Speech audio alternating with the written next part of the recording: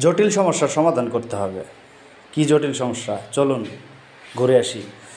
তো আমি একটা জটিল সমস্যায় পড়ে গেছি অলরেডি। মানে কয়েকদিন থেকে মানে চেষ্টা করতেছি যে একটা ডিলারশিপমেন্ট খোলার জন্য। ডিলারশিপমেন্টটা খুলতে হবে আমার, স্যার আমাকে দায়িত্ব দিছে এবং হচ্ছে ডিলারশিপমেন্ট খুলবো।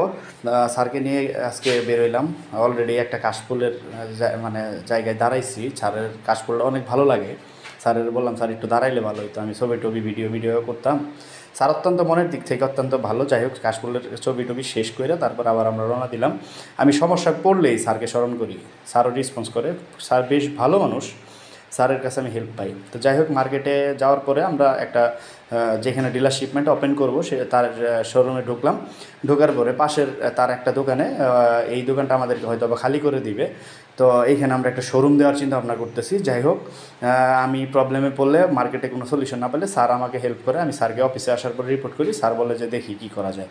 চলেন, পরে স্যারকে নিয়ে কথা বলতেছি। প্রথমত লোকটা রেসপন্স করে নাই, নেগেটিভ মাইন্ডে কথা বলছে। যাই হোক, আমি ব্যাগ ট্যাগ থুই আর কি খুঁটি গাইরে, যেটা বাংলা ভাষা করে খুঁট গাইরে বসে বললাম। স্যার বললো ঠিক আছে হামিদুল্লাহ। তো স্যার আর আমি তো আই কন্ট্রাক্টে তারা দুজনে মিলে আমরা কথা বলি। কথা বলতে বলতে স্যার ওনার সাথে মোটামুটিভাবে লং টাইম কথা বলা শুরু করলো। আমি চুপচাপ বসে বসে শুনতেছি, আমার দিক থেকে আমার কাজ চলতেছে।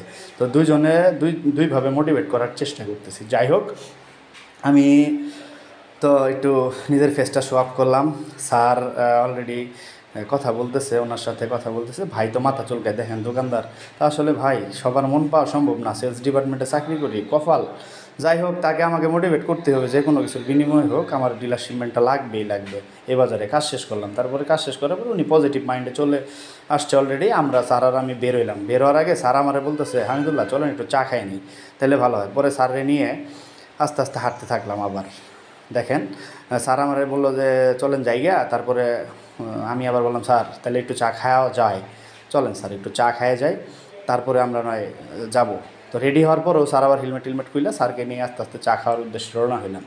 স্যার কিন্তু আসলে মনের দিক থেকে একজন ভালো মানুষ। স্যারকে আমি খুব ভালোবাসি এবং স্যার আমার হেল্পফুল, আমাকে খুব হেল্প করে। আমি আসার পর থেকে, এখানে আসার পর থেকে আমাকে খুব সাহায্য করছে সে, এবং সে অত্যন্ত মনের দিক থেকে মানে ফ্রেশ। এটা আসলে বেশি বেশি বলা হইতেছে, স্যার শুনলে হয়তো বা আমার উপরে রাগ করবেন যে না তেল মারতেছে, না আসলে মনের দিক থেকে সে অত্যন্ত ভালো মানুষ।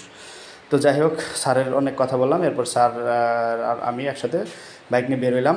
কাজ মোটামুটি শেষ আলহামদুলিল্লাহ। আমি আশা করি এই কাজে স্যার আর আমি সফল হতে পারবো। দোয়া করবেন সবাই, ফলো দিয়ে কমেন্ট দিয়ে আমাদের পাশে।